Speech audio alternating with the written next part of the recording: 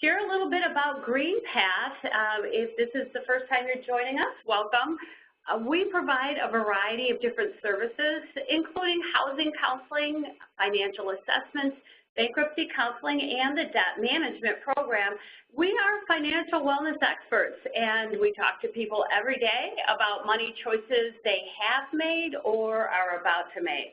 What we do is we help identify realistic options so that the best decision can be made based on the individual's priorities, values, and circumstance.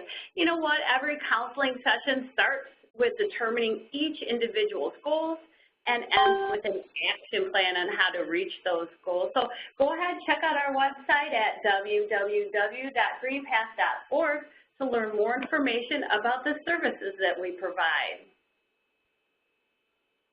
So like I said, I'm really excited that you're here and you hung in there with us. Hopefully your technology is working well. If it's not, please feel free to use the chat feature that's in the lower right-hand side of your screen and send a message to all panelists. I'm going to be here and monitoring those chats.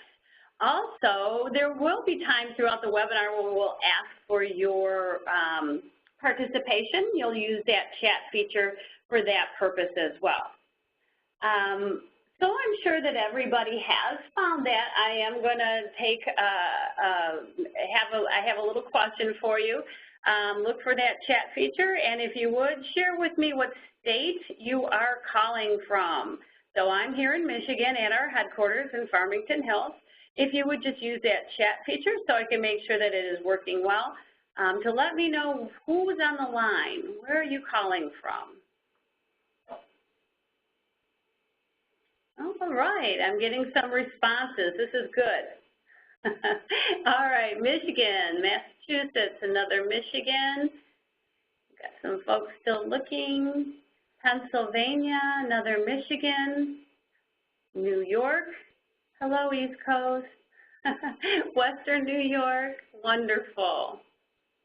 Okay, Missouri. Does it show me state? I don't know. Yeah. Anyway, okay. It looks like everyone is finding the button, and I'm very happy to know that. I am thrilled to have Leo with us. Leo Hopper with us. He is our Director of Information Security here at GreenPath.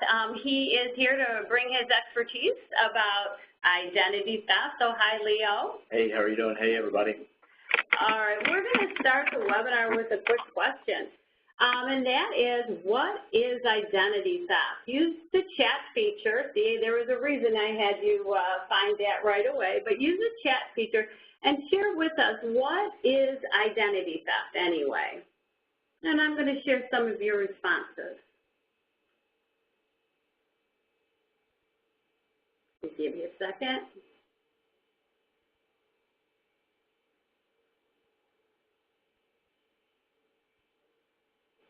Cricket.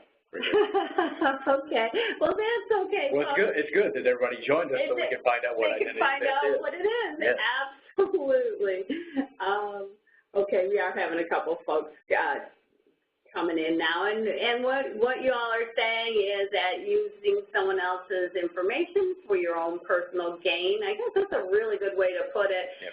Steal someone, including maybe banking information, credit card information. When someone uses your ID for their benefit, I think they've got it, Leo. Yep, so I think so. I'm going to turn this over to you now. So. Yep. Great. So glad everybody could join us today. Hopefully we'll share some information with you that will be beneficial, but will also so increase your knowledge about identity theft, what to look for, and how you can protect yourself. So as most of you pointed out, what is identity theft? Well, it's basically when someone uses your personal or financial information. So this would be your name, address, social security number, bank account information, all of that information that you typically want to keep secure and secret or away from bad guys. They use that information to perform financial transactions in your name without your knowledge. So they'll try to get a credit card, they'll try to get credit, They'll try to get loans. They'll try to do activities that are financially beneficial for them but are bad for you. So, let's talk about identity theft. What kind of forms does identity theft take? Yeah, so let's get down to talk to us a little bit more. What do you guys think? What's the most common form of ID theft? Is it business leaks, document loss, personal betrayal, or computer crime? What do you think? Use the chat feature and share your ideas. Okay, not surprisingly, we're seeing a lot of computer crimes coming up here. Yeah. Everybody's thinking about recent. Recent stuff in the news. Yeah, but what we find out is the most common form is actually business leaks, and this is a bit confusing because the business leaks, which is typically when an organization who has your information leaks that information, either via a hack or via an exposure on their website or other ways, that may be done through computer crime. So oftentimes when we think about business leaks, we don't necessarily think about them as an actual business leak. We just think about it as the fact that somebody has hacked a computer. So, what are these? So, but a business leak can take more than just being a computer crime. So, for example, the recent Equifax hack. So it may be a business leak could be in a restaurant that you attend or someplace that you go where you share your information in person, and that information is leaked because it's not protected properly. So an example would be a restaurant. You give your waitress or waiter your credit card number, and they end up sharing that information with someone else. Your medical provider, where you may provide them your personal information, your name, social security number, and they don't properly manage that information, and it ends up being exposed. So that's a business leak. Document loss. This occurs when you lose your wallet, your checkbook, your credit cards. You either lose them, they're stolen, or for example, one popular way that adversaries try to get your information is through mail. So if you have a mailbox exterior to your house, normally we don't have those secure, then it's fairly easy for a bad guy to come by and grab information out of there. Personal betrayal. This occurs when a friend, relative, employee, or someone that you know steals your data. And then finally, computer crime. This occurs when your information is stolen while on the computer, either from your computer or while you're accessing certain websites. So it's a little bit the business link, because typically it's an attack upon you. So it's either that your workstation or your laptop or your mobile device that you use has been compromised, or some site that you're visiting is compromised and you're sharing that information there. All right. So another question. You shared a lot of this, but how does this occur, Leo? What do you think? How does identity theft occur? How they get your information? Yeah, so there are multiple ways that they can get. We kind of touched on these a little bit. First and foremost is stealing. Someone can pickpocket you, or you can leave your purse or your wallet in an unsecured place in your car, and someone steals out of there. So all of those, your purse, your wallet typically contain pieces of information that can be used to steal your identity. You have an activity called skimming. If you're not aware of what this is basically the bad guy either can compromise something such as a gas pump or a credit card scanner at a place of commercial business, for example, a grocery store, and then they install a piece of technology in there that captures your information whenever you scan it in. So if you think a few years ago when Target had their breach, that's actually how the adversaries captured that information. Is they actually compromised their point-of-sale systems, and so they were gathering credit card information as people were doing transactions. I mentioned gasoline stations. One of the things that you want to look out for there is when you go to pump your gas, if you're putting your card, if you're using your card, the most secure way is to go into the station and actually hand your card to someone. But if you're going to use the scanner outside, is look for anything unusual. Make sure that the gas pump, there's not screws missing from the front of it, or that the card scanner is not loose. So skimming is a way that they steal your information. Phishing. It's called phishing because basically the adversary is phishing, trying to hook you into giving them some information. So they'll send you an email that looks like it comes from someone that you know, someone that you trust, a business that you know or that you do business with, and it's actually faked. It's spoofed. So the sender is not the actual sender. Who you think is a sender is not the actual sender. And contained with that email might be a link or an attachment that they want you get you to click on or download, so that that piece of malware or that website can collect your sensitive information, and they can compromise you and then lead to identity theft. Social engineering. This relies on a basic characteristic that all of us have to a certain extent, and that's trust. Trust in human beings and trust in human interaction.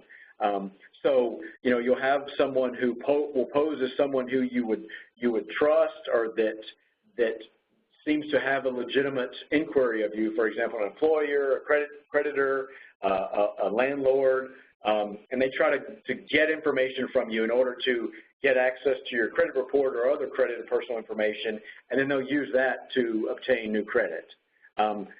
Finally, as we talked about, the big thing in the news recently, perfect example, cyber attacks. So this is when criminal attacks an organization that stores your information, such as the recent Equifax attack. Speaking of Equifax. Yeah, speaking of Equifax. So talking a little bit about, I don't know how much you've seen in the news. I'm sure we've heard it all over the news. As a matter of fact, recently the former CEO of Equifax was in front of Congress, and they were giving him a really hard time, which they should be, based upon what happened. And what you find is they're trying to blame one person, but it's an organization, kind of responsibility to make sure that they protect and keep all this information secure. And so the question becomes, let's see, we have, based upon the number of callers that we have on the phone right now, half of you most likely are affected by this breach. It was 143 million people, so there's a good chance that you were affected and your information has been, has been exposed. And in this case, it's an organization that you have no choice but to trust, because they're going to have your information based upon what it is that they do, and that information has been exposed. And so now one of the things that we want to talk about a little later on is, okay, what can you do due to that exposure? All right. So now we want to get a little bit of input from you. You're going to notice a bar that looks like the one here on the screen. And if you think the following statement is true, please click on the green check mark. And if you think it is false, the red X. So we're going to get going here with this first one. This first statement is, it is okay for me to carry around my Social Security card. Identity thieves need more information in order to steal my identity. What do you guys think? Remember, it's the green check mark for true and the red X for false. And I'm going to see what you guys are, what you're thinking out there. There's a little bit of a delay today. Okay, here we come. Bunch of red X's, Leo. What do you make of that? Well, that's good. So everybody seems to know that it's that Social Security number is one of the most important pieces of information that you have. And the sad thing about our current state in the U.S. is the fact that it's dependent upon for so much financial transactions that we do. And it's exactly right, because what does your Social Security card contain? It contains your name and Social Security number. Everything about you financially every piece of information is wrapped around those two pieces of information, your name and your Social Security number. So, if you have that in your wallet and you lose your wallet or your wallet's stolen, then that's an immediate inroad into running a credit report on you. And I can actually take that information and do a free credit report, find out all kinds of other information about you, and then determine, hey, what can I compromise related to this person? Can I open an account? Can I access one of their accounts? So yeah, it's definitely a piece of information that you don't want to keep on your person. You know, if you've got a home safe, or if you're in my age range and you know what a safe deposit box is, that's, you know, two of the places that you want to think about keeping that. And the only time you should actually have your Social Security card out is if you're, you know, you're applying for a job, or you end up getting a job, or certain other circumstances. But other than that, you should keep that in a secure place that you know where it is at all times. Sure, and memorizing the number is a way around that, because there are places that do ask you for your, you know, legitimate places that ask for your number, not necessarily your card. Right, and with that, but that brings up a good point. Yeah. There are legitimate places, but then you also have to be, there's legitimate, and there's places that will ask for that information that don't necessarily need it. So I'll give a personal example. My children's school. So one of the pieces of information they try to gather from parents to understand about, to see what kind of government support they can get, is they want to know what the parents' income level is. And so when they ask you that, they ask you your income, they ask your Social Security card, you know, your Social Security number information. So they're asking for information that legitimately looks like they need, but in actuality they don't. And you want to be careful, you want to be comfortable with refusing to share that information, or just merely asking, why do you need my Social Security card? So from my school's perspective, they don't need my Social Security card. I can say, you know, I make X amount of dollars, and that should be good enough for the data that they need to collect. So think about it. When someone asks for your Social Security number, do they actually need that for the service they're providing you? For sure. That was a great example. You know, you wouldn't think that to stop, you know, the school, you know, they're trusting my child with, but that's a really, really good point. Yeah, and that's where that's sometimes where we find ourselves in a bad position, is that, because as human beings, we want to trust. And in this case, the school may be a place I can trust, but I don't know what they're doing with that data, and so potentially a bad guy could get a hold of that data. Right, and how secure is their system that they're entering your, I understand. Okay. Yep. All right, what about this one, you guys? Take a look at it. By shredding a lot of mail that contains my personal information, I am helping to deter potential dumpster divers who might take my mail and then steal my identity. What do you think? Remember, green check for true, red X for false. And I'll give you a minute to enter that in there. All right, mostly green checks, couple not responding, and a couple X's. So what do you think, Leo? So looks like we're doing not quite as well as we did on the first question, but that definitely is true. And that's one of the easiest, you know, going through people's mail or dumpster diving is one of the easiest methods to gather information about, because you don't even have to have a computer to be able, or an internet connection to be able to do that. It's this kind of old school compromising of information. You know, and I gather we could probably do a survey of the people that are on now, and I could almost guarantee that at least 90% are always getting these offers for credit cards or these offers for small loans. You know, and then people can grab that. So, you know, how many of you shred that, and how many of you just tear it, and how many of you just throw it straight in the trash? You know, so if I pull that out, then I could fill out that information and potentially, again, apply for credit or apply for a card in your name. You know, so you want to be careful if you do get that. You know, have some form of shredder to be able to shred it up so that it is destroyed securely, so somebody can't use it. The other thing that you can do is that all of the credit agencies offer you the ability to remove yourself from these offers, so these credit card offers, and you can do it for an X period of time, or you can do it for, you know, so you can do it for like a year or so, I believe it is, or you can do it for a longer period of time. And if you do it for a year, I believe it's free. They're supposed to remove you from that. So that puts you in a much better position, because then, one, you're not getting all of this spam through regular mail, and two, it's also something that you don't have to worry about destroying it because it's not showing up at your house. Yeah, for more information on that, you can talk to the post office. And if you know, just on the side note, there's also that do not call if you're getting phone calls or whatever. But all right, we've got another one here. I can use passwords like my birthday when I'm online. Identity thieves are clever, but they're not likely to take the time to figure these things out. What do you guys think? Hopefully we get 100%. Is that true or false? I hope so. If not, we may need to take some action. Everybody may need to do some stuff after this call. I see all red X's. Good job. Okay.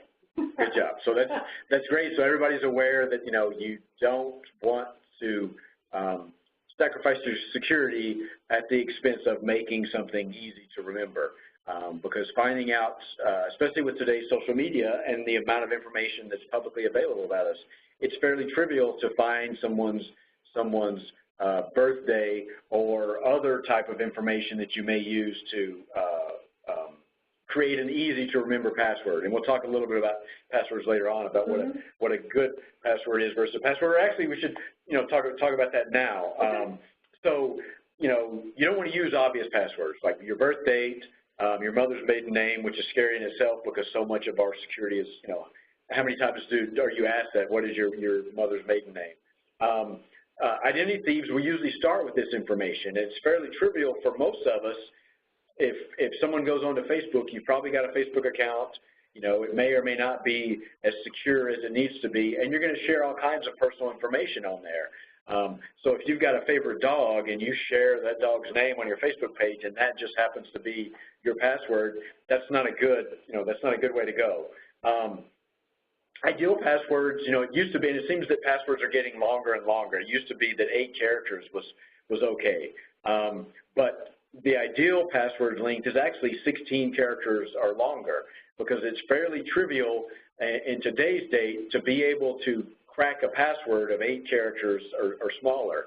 And where that's an issue is because typically what happens is systems that you don't control that may store your password, if those systems become victim of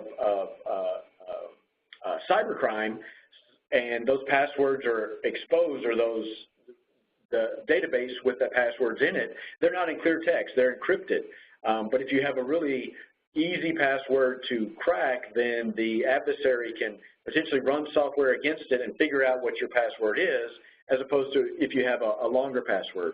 So what you want to think about when you're creating passwords is think about longer is better, not necessarily complex. So, you know, you don't necessarily have to use weird symbols and numbers and lower and uppercase as long as you have a longer password. So when we talk about passwords, think about passphrases. So, you know, think about your favorite line from a poem or from a song or from a Bible verse that you have, or maybe combine 4 words. So something like correct horse battery staple. You know, it's 4 words from the dictionary, correct horse battery staple. After you type it 4 or 5 times, that's easy to remember. Virtually impossible to crack with today's computing technology. And you want to avoid passwords like Chicago 1, you know, dictionary word, because even if I can't crack your current password, if I know your previous password was Chicago 1, what do I think your next password is going to be? Chicago 2, right. Chicago 3, Chicago 4.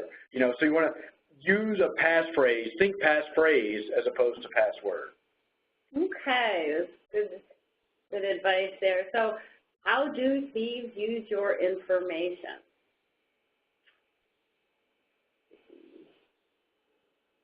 So there's various ways that they can use your information. And typically what will happen is that if they get access to your account numbers, so for example, if they compromise your credit card, then usually what they'll do is they'll try to make a small purchase to test it to make sure that it's active, and in most cases you're probably not going to monitor or notice that there was a small hit on it. If you have a really good bank or credit card company, they're going to have some fraud alerts or some fraud protections in there where they'll be able to detect for things that seem out of the ordinary. So for example, if your credit card is compromised and you live in Detroit and your credit card company detects that there's a small purchase made in Okinawa, then that's going to set off a little fraud alert. But, you know, if they're in the same city of Detroit and you get a small hit on it, they may not detect it. They can use your information to open new credit card accounts using the personal information that they stole. And what usually ends up happening here is they open a credit card and they charge on it as quickly as they can. And then suddenly next time you go to run a credit report, you see that you've got this $5,000 credit card that you never applied for. They can establish phone or utility service. They can write bad checks, take out loans. They can use your information to pose as you. You know, for example, they get stopped by a police officer, and the police officer's like, hey, you know, what's your name? They give your information, and you find yourself in trouble when you actually didn't do anything. They can also drain your bank accounts. You know, and the downside of credit card compromise versus a bank account is credit card, you know, if it's compromised and you get hit, you're not immediately losing that money. You know, so if somebody charges $500 on your credit card, you don't immediately have to deal with that situation. You're going to have to deal with it sooner or later, but not immediately. But if they access your bank account and they drain out $500, and that same day if you've got, you know, a rent payment or a car payment or something come out, that's immediately going to affect you. So when the bad guys hit your bank account, it's, you know, extremely scary and extremely dangerous. Absolutely, because then if you do have an automatic pull on your account or whatever, you're going to get some, you know, insufficient funds. Exactly. Or and it just cascades from there. Absolutely. You know, in a bad spot. So how to reduce your risk?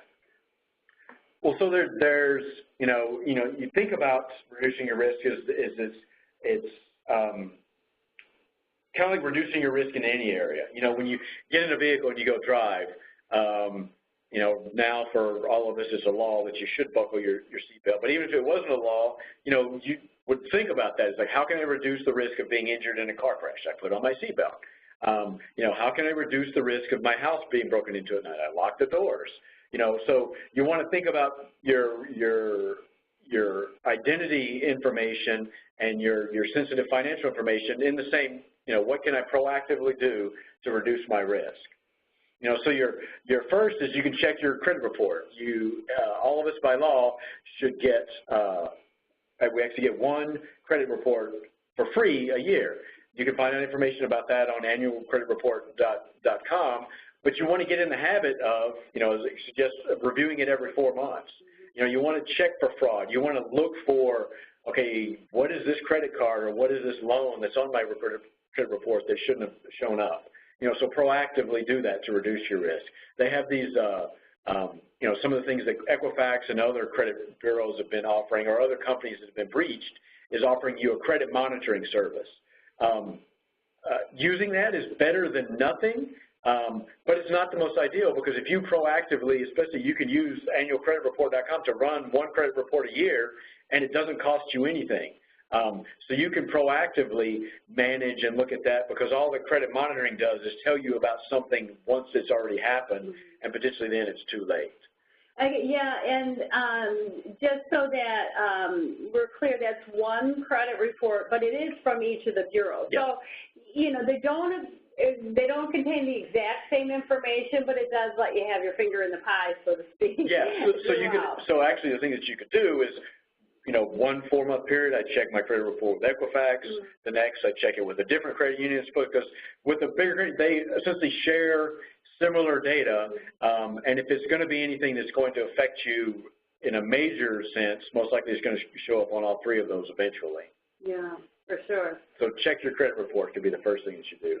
Review your accounts, you know, review your bank statements, review your credit card statements, review any account that you have where you have you know, it's good to have automatic payment plans because it's something that makes it easier for you to manage, but you still want to monitor that account, you know, monitor whatever that particular account is. You want to make sure that you receive statements and bills, and whether you do that through the mail or do that electronically, you just want to make sure that you receive that information so that you can review it. You know, you want to be a savvy internet user. Delete unknown emails. So, you know, back to the phishing where we talked about where someone poses as someone that you trust, or they may pose as someone they think you do business with. So, for example, if you receive an email from Bank of America stating that you need to click on this link because there's something wrong with your account and we need you to check on it, and you don't have a Bank of America, delete that account. If you don't have a Bank of America account, you shouldn't be receiving email from them. If you do have, in most situations, they're not going to communicate to you via email for you to check your information. They're going to send you something via mail, or they're going to call you on the phone. Never send info via email. So don't send your Social Security number, credit card number, passwords, anything that's sensitive information, you shouldn't send via email, because most email, we think that it's secure, but sending email is kind of like sending a postcard in regular mail. Because if anybody sees that postcard, it's not even in an envelope, you can read the content on the outside of it. And that's kind of how email works, specifically if it's not encrypted emails. If somebody receives that email and it's not encrypted, they can read it just like a postcard. Paying your bills online is typically more safe than sending checks or other payment methods through the mail, but you want to make sure it's a secure and trusted site. For example, if your utility company has a website that you can pay online, most likely that's a trusted organization. They have secure methods of securing your data. If you have any questions, you can call them and ask them, say, hey, how do you guys protect my data? And they'll be more than happy to share that with you. But that's more secure than sending your information via the postal service, unless you're dropping it in an actual post office box, as opposed to putting it in your mailbox outside of your house where it can be quickly or easily stolen. Be careful shopping. So this is not just online, but also in person. Whenever you give your credit card to a sales representative, keep an eye on what happens to that credit card. Do they disappear into another room, or do you actually see them swipe, or do you, a much more secure method is you can actually put your card in yourself and you handle that transaction. And you can see that POS machine, that point of sale machine. Is it safe? Does it look like it's, been tampered with? And then when you're online, be careful of the sites that you shop with online. Use trusted sites like Amazon and others that you recognize, as opposed to, what is this? There's something weird about this site. I've never been to it before. I need to be careful about entering my credit card information. Guarding your personal information. Like we said, using a shredder.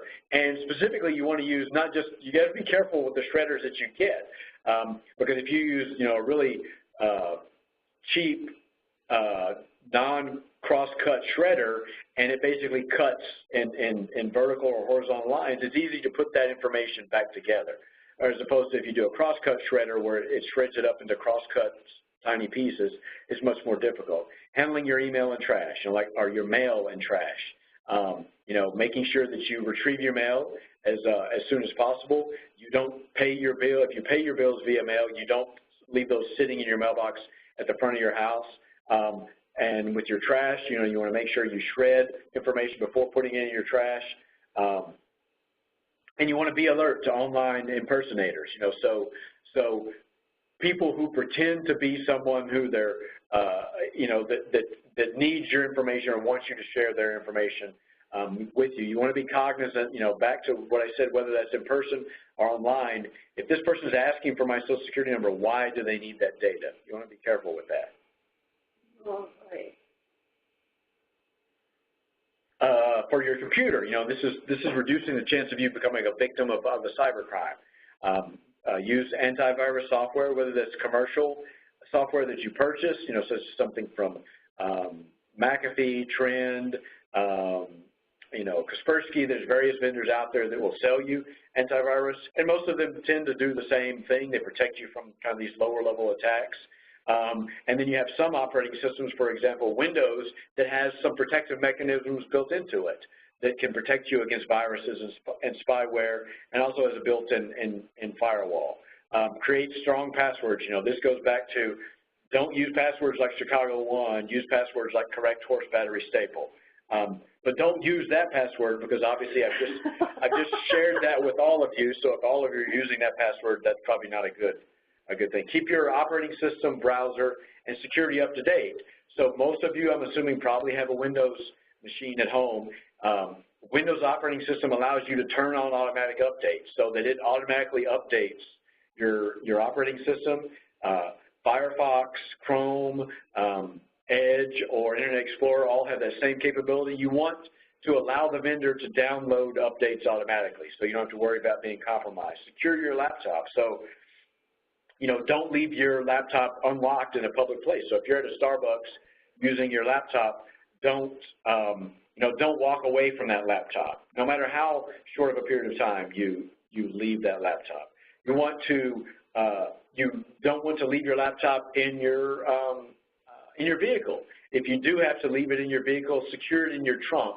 Secure it in an out of vision place. When I think about your laptop as if I had $500, would I leave that sitting on the front seat of my car? No, probably not. I would either carry that on my person or put it in the trunk, put it in a secure place. Treat your laptop the same way. You want to be cognizant of the Wi-Fi connections that you use and what you're using them for. So you only want to use a trusted Wi-Fi, such as or wireless connection, such as the one at your house or at your place of business, if you're going to do sensitive transactions, such as check your bank account, accessing your social media sites. What you don't want to do is use a public Wi-Fi, such as Starbucks, for sensitive transactions, because there's ways that adversaries can compromise those accounts, and you can think you're connecting to Starbucks, but you're actually not connecting to Starbucks. You're connecting to a bad guy who's in that same Starbucks that you're at. So, be cognizant of what it is that you're doing on a Wi-Fi and what type of Wi-Fi that you're using. So what happens, let's say we go and we do all these things to reduce our risk, but our identity is still stolen. What do we do? Well, the most important thing is that you need to act as quickly as possible. So you want to contact the credit bureaus, notify them of a fraud alert, because if you notify them of a fraud alert, that's setting you up to be in a much better risk posture as far as doing something down the line, being able to challenge things that show up on your credit report. You want to review your credit report carefully. That's the point in time that you want to check on it. You want to contact your creditors and banks.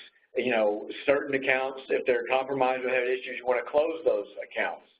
Fill out a fraud dispute form and stop payment on checks. Contact your local authorities. This is probably one of the most important things that you can do, is you can actually contact your local authority, your local police department, and file a report with them that you suspect that your identity has been stolen, and then obtain a report number and hang on to that police report, because you're going to be able to use that to report to the credit bureaus to enact what's called a credit freeze and other things that you take from there, and it's just setting you up for success to be able to deal with this in a better fashion. You can contact government agencies. You have FTC, the Federal Trade Commission, which has a number supposed to hear 1-877-ID theft. They have a website that has helpful information. Contact the Social Security Administration, the Postal Service, if you think specifically that your mail has been stolen. You want to report that. All of this because you want to set up kind of that paper trail of reporting that this activity has happened, because that paper trail is what's going to help you deal with all of the, most of the struggles and the challenges of your identity being stolen. And maintaining good records. Document all actions.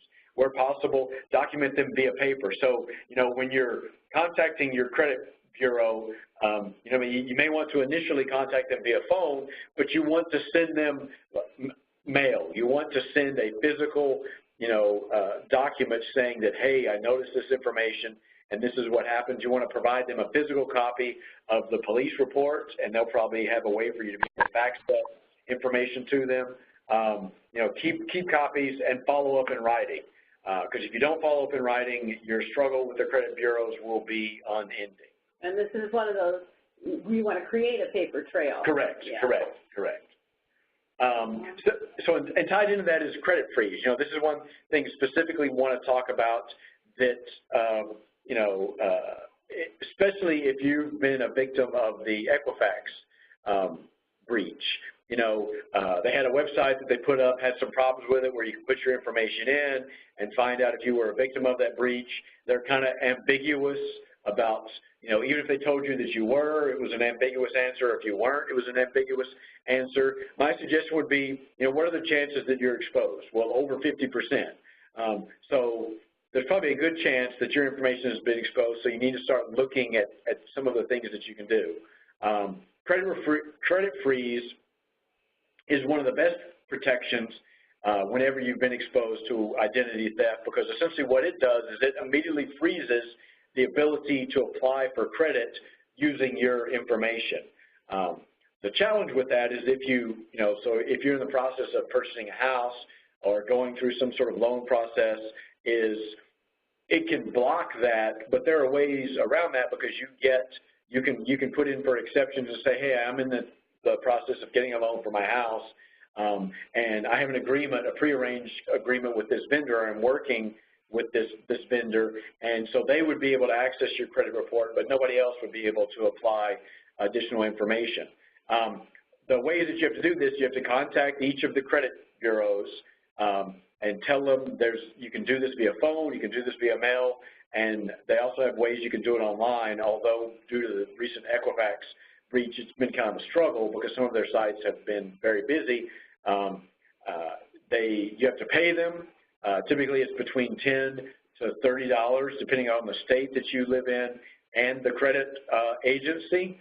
So the bad thing there is that you have to pay them.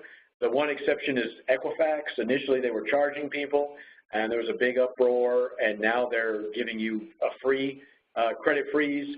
But that only protects you with Equifax, not with the other organizations. So that means you still have to contact them.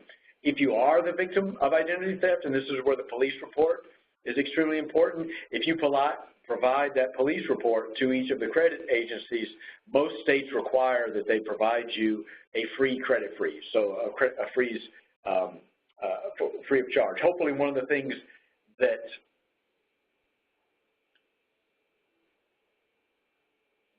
so that's a good question. Someone asked the question, and very timely. Just so I understand, credit freeze stops all future applications for credit, but your current credit is available to be used. That is exactly right. What it prevents is someone from applying for a credit card or a loan in your name, but any relationships that you had prior to that point, they can continue to do, all of your accounts will continue to work, and all of those agents that previously had access to your information will still have access to your information.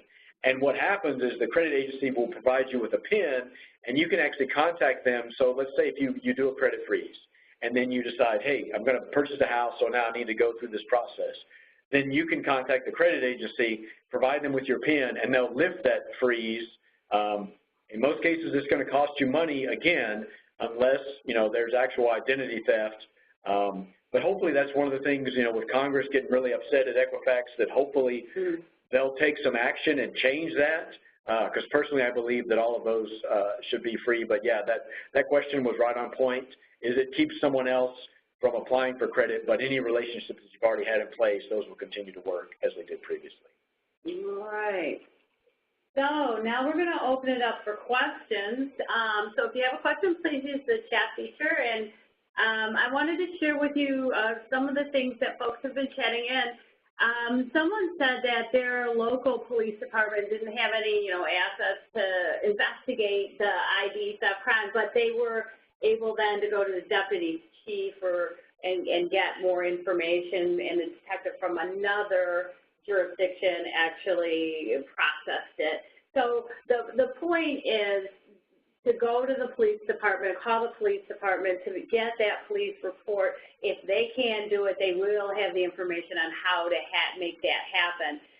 The other thing is the FTC, that's the agency that's in charge of identity theft and cracking down on identity thieves, and they have some good tips as well.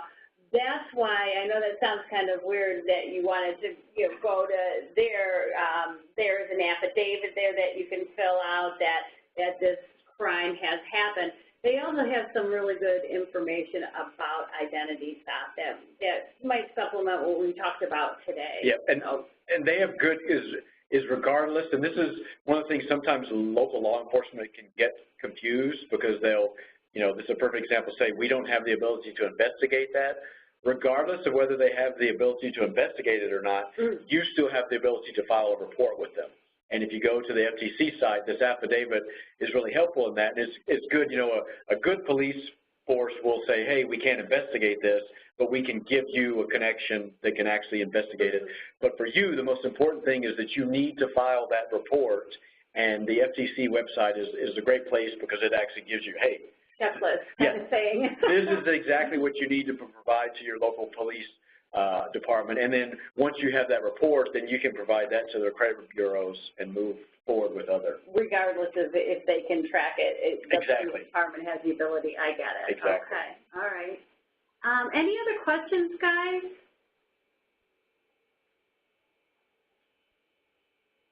I'm going to go back just to make sure that, see, Leo, you did such a great job. Yeah. Well, I tell you what, we're going to stay on the line here just for a second in case we have any other